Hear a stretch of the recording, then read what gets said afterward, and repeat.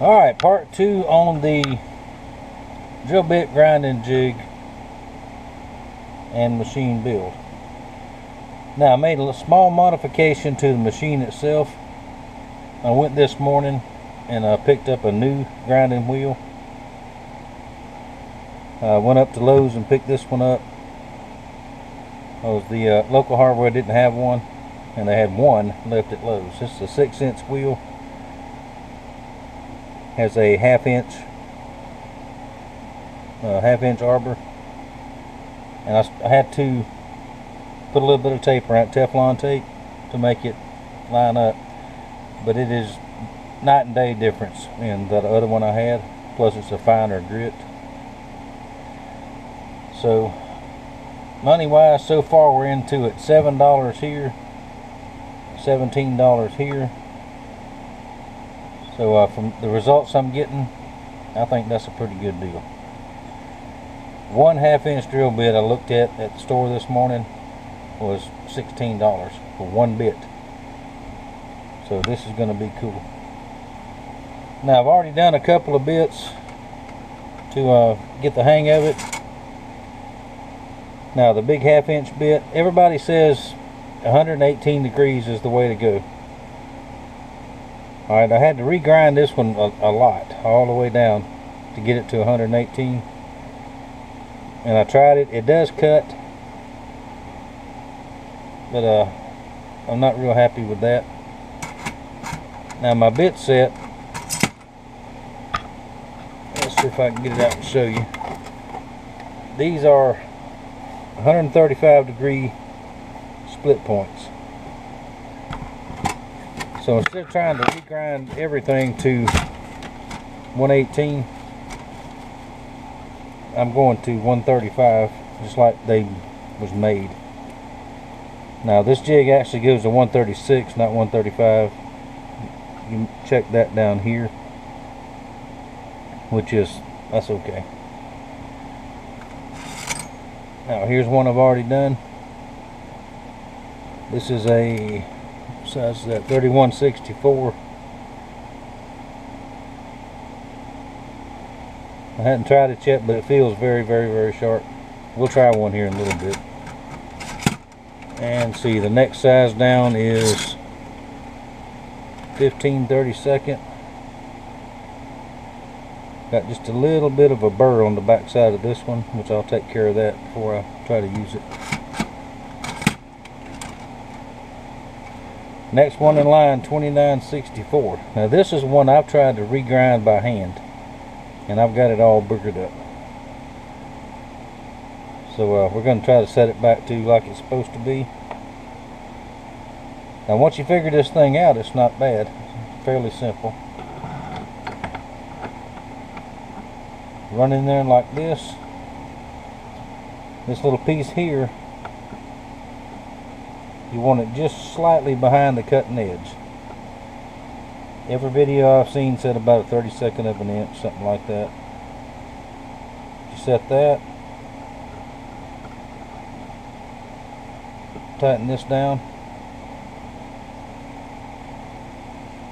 Alright, and you want it to barely touch the wheel to start with. The way you do that, this is a stop here. Loosen this up, and this advances, makes it go forward. You can see that.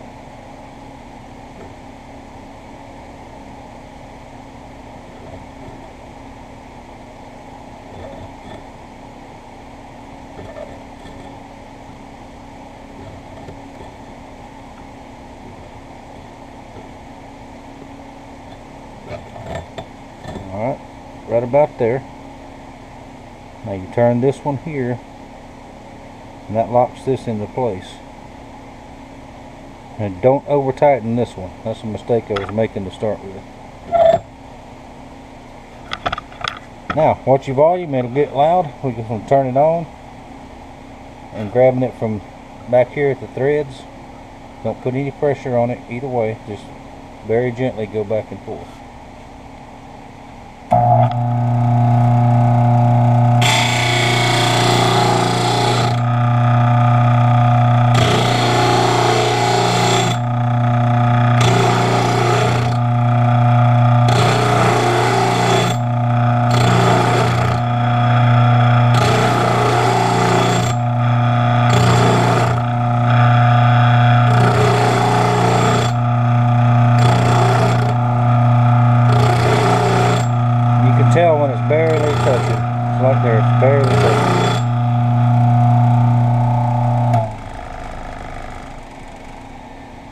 without changing anything in the back.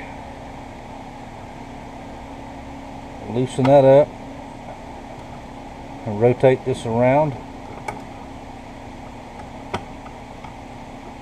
to the other side. Now this is the stop, so this side will be the same as that side. Now being as this is one that's boogered up, it probably take a little bit more off of it.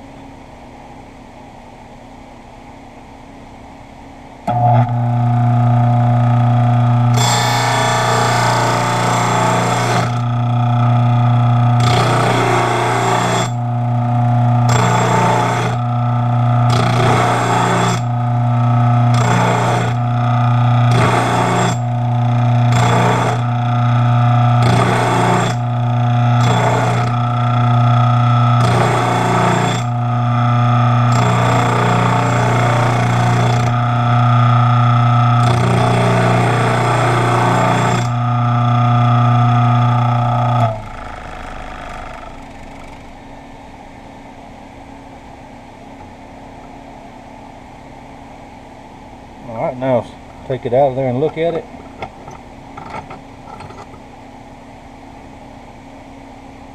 As long as it's ground all the way, so you grind on either side. Okay, we're a little bit off right here, so that means we need to go just a touch more. Put it right back in there.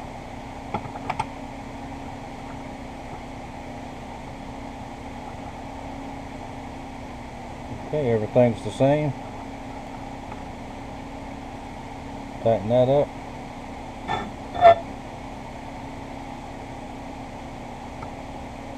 Okay, we're going to move it up just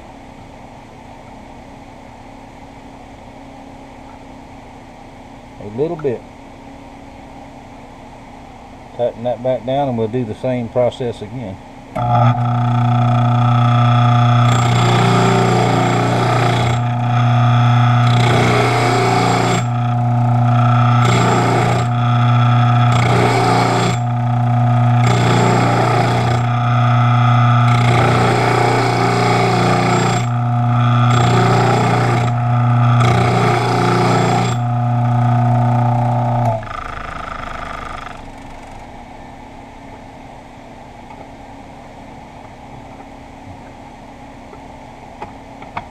Go back to the other side.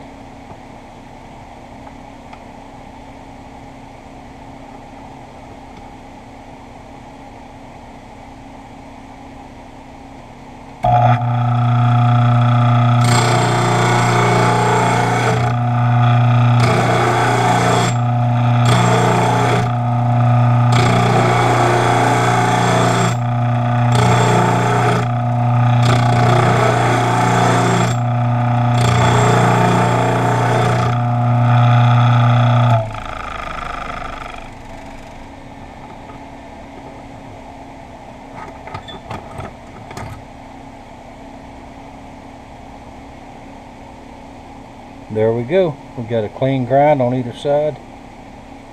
You feel that cutting edge, the leading edge there, very, very sharp.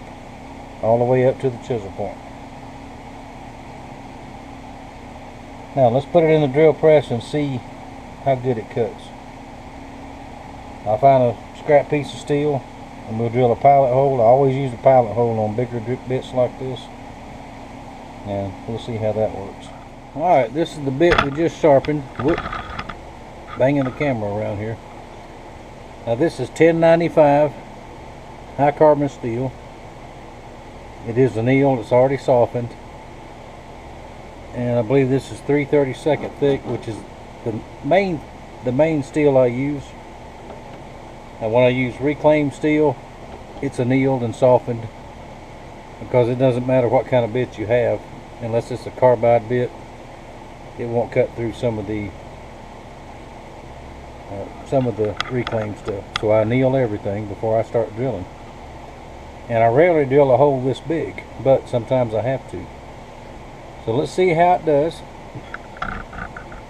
And once again, I'm going to show you anything I build, anything I do, anytime I go fishing. I'll show you my successes and failures. If it doesn't work, I'll show you that too. Because this is a learning process for me, for a lot of us. So, alright, let's try it and see.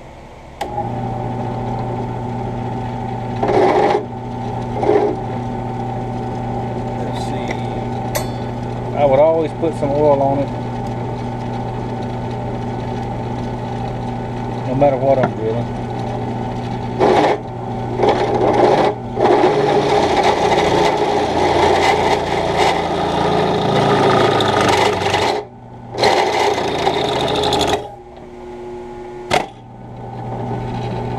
It would help if I bolted this down, but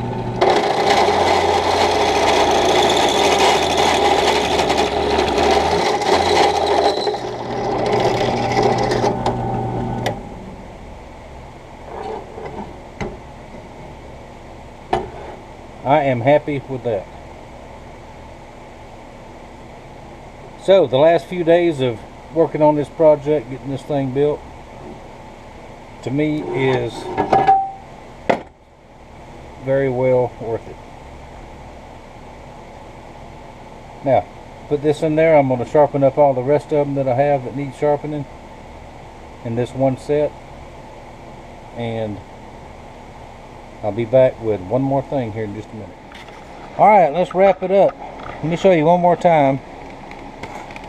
The General brand number 825. I think in the original, in the bill when I was building the machine, I said 850, but it's an 825. Now it says, everything I seen online said made in USA.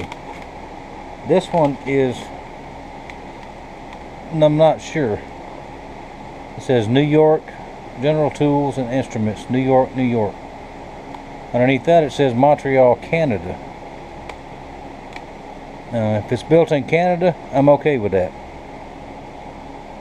I don't see anything on it that says China, so I think it's a pretty good quality tool. So there you go, less than $20 anywhere online. You may have a good hardware somewhere that might carry those, I don't know. Now I've seen a lot of videos where guys will mount it over here and use the side of the wheel on their grinder. And the reason I didn't do that, I read several places where guys had a good point. Over time that will build a groove up in your wheel here, and the thinner that gets, the weight, the speed and all that, they could make that thing come apart. Plus you would really need to take off the cover plate here to get to it, and I am not going to modify my big Delta grinder. Now this is the nicest grinder I've ever had. I got it, I think probably 3 years ago, I think it was. My kids got it for me for Father's Day. They asked for what I wanted and I told them. Now this one has the variable speed and everything, and for what it's for, what I use it for, it is an absolutely awesome tool. So I'm not going to modify it. That's why I built a standalone. Now over here, this is going to stay right here. I'm going to move this. That's my old 1x30 with a leather strap on it. I'm going to move it over there and take my, let's see if I can show it to you. I'll take my home sharpening kit, my little kit here, and I'm going to put it over here. And that is excellent for smaller bits. Now this will probably be good down to a 1/4 inch bit, because the home sharpening kit does not do a 1/4 inch as well as I would like it to, but anything under that works perfect. I mean absolutely perfect. So this should take care of my drill bit problems that I've had for years. One more look at it. There it is right there. Awesome tool. Now got this one that's all boogered up too, and I've got a couple that's really boogered up. If I break a bit, such as this 23/64. I broke the one I had, so I just went and bought a new one to replace it. Now some of these, it's a full set, but some of them are black oxide like this one and that one, and some of them are whatever they are in the kit. But now I am not a machinist. I don't do machinist work. I just need to drill holes every now and again, so that's fine. That'll work just perfect. And I have a bunch of, over the years, 1/4 inch bits that need to be sharpened because I use those a lot. So I doubt I'll ever have to buy another one of those. Maybe it was a good thing that Amazon lost my package, or somebody stole my stuff. I'll do an update on that probably tomorrow, because it don't look like it's going to stop raining anytime soon, so I can't get outside and do much. Thank y'all for watching. I thank you for your support. I appreciate each and every one of you. New subscribers, thank you for being here. You never know what you're going to see. I'll be building something. I've got another couple of tools I'm going to build in the next few months. Might be building something. Fishing is pretty much out for probably the rest of this year due to the storm, and due to especially Pensacola Bay. There's some really health hazards going on there. Just check out Hurricane Sally, Pensacola, Florida oil slicks. 30-something barges was loose. A bunch of them tipped over. A bunch of them had oil in them. All kind of stuff. And the bay is a mess. So we'll fish when we can. So and that's that. So thank y'all for watching. Thank you for your support. I would highly recommend this tool right here. And I will see y'all next time.